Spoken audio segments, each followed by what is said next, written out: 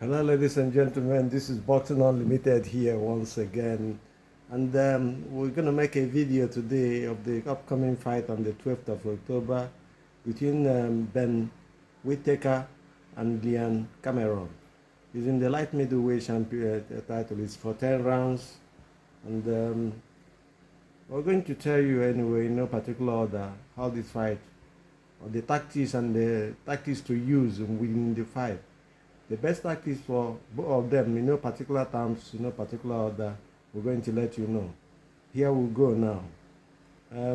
Ben Whittaker has not been tested really. He's a very talented boxer, elusive, can move on the fight on the back foot, fight on the front foot. He's got a good swagger, because all his confidence is all there. He's won silver in the Olympic Games. He's a good boxer, no doubt about it, good talent.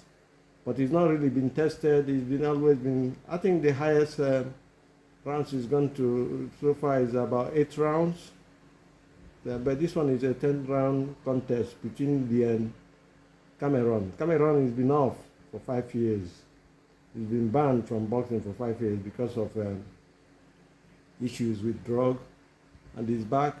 The question we first ask is whether that layoff of about 5 years will trouble him, whether fatigue will come into his system, which you're sure he will do, because you have to be active for you to escape fatigue in your fights. And he's been out for 5 years. And Ben Whittaker is a showman. We all know him. A lot of people say they don't like his system because he's a showman, but I don't think. And his entertainment, boxing is boxing. The fights are boxing, and then you entertain the fans who pay to come and watch the boxing fights. I don't think there's anything wrong with that. Some people have called the system boring as well. I don't think it's boring as well. It's just like what they talk about Shaquille Stevenson and giving excuses, but that is a story for another day. We're going to do a video on that very soon. And Whittaker has qualities. He's got speed, he's got combinations, he's got swagger. He can fight from all angles. He sets up angles and fights. So Whittaker has an upper hand in this fight. But this is a test for him. Whether this is enough test for him, we do not know, because Ben Whittaker, because Liam Cameron he's been out, and once you're out, after some few rounds, the lactic acid will set into your arms, which will probably render your punches toothless, so to say the least, and make it look like it won't be as sad as it should be. But Whittaker has been on, he's been fighting, he's fought so many people, and we've seen his moves. He's a good talent, no doubt about it. And I believe he will be the world champion one day. This fight is whether it's going to be enough to test him. It takes his capabilities in boxing and his skill and his strength and his endurance, and the question begs whether you've seen adversity before, or can he see adversity in this fight with Liam Cameron. I don't know. It's only when they fight we'll see what happens. But having said that, I would say that the system for both of them to win on both sides, in no particular order, is body punches is important. It's essential. For Cameron to have a chance, so to say, is pressure and body punches. Unrelating pressure that will distract or distort Ben Whittaker's style, because his style is a movement. He can fight on front foot. He has fast hands. His speed is something else for his weight size, weight division. His footwork is immaculate as well. So this fight, on paper, it looks like it's going to be easy for Ben Whittaker, but it won't be a walk in the park for him, because Liam is a stubborn fighter, and he has faced adversity before, and he's come out of it.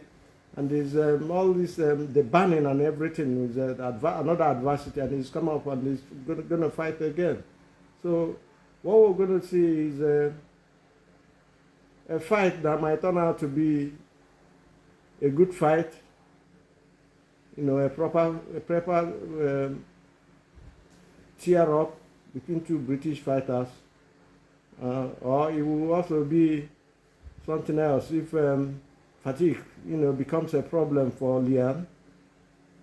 Whittaker might knock him out, take advantage. Whether this is going to come, we do not know until the 12th of October.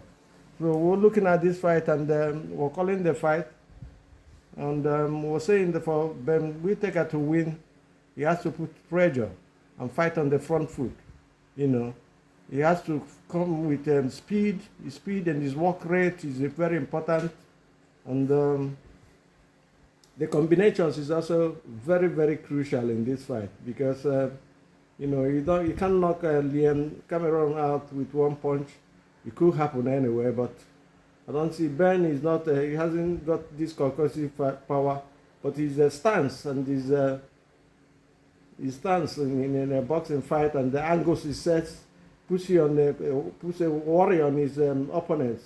Because he stays there and he can land well, but they cannot touch him. So he's a proper skillful boxer. Very elusive. Can jab. He's got a good jab. And then today we're talking of the fight coming up on the October.